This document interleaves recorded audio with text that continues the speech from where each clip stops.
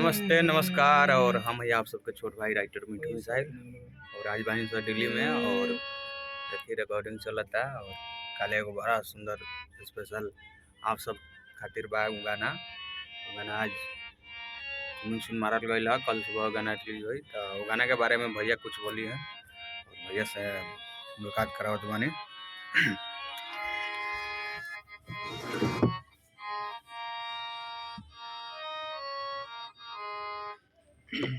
और बोलिए। हेलो दोस्तों, नमस्ते नमस्कार प्रणाम। और अभी देखिए हम लोग बैठे हुए हैं गाने के कंपोजिंग में बैठे हुए हैं, नया नया धुन बना रहे हैं। और जो आज एक हम लोग कमिंग सुन मारे हैं उसके बारे में बोलिए।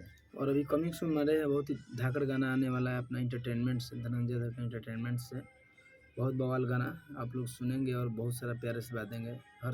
हर बार की तरह इस साल भी फिर आपकी दुर्गा पूजा में धूम धूम धूम धूम धड़ाका मचाना है, रुकना नहीं है।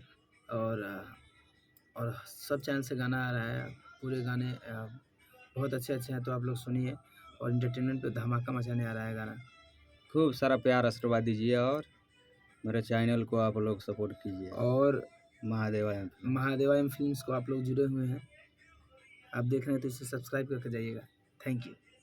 चलिए। और भैया कुछ बोल दिया। आप इनको तो आप लोग जानबे करते हैं। नहीं, कोई नहीं जानते हमको।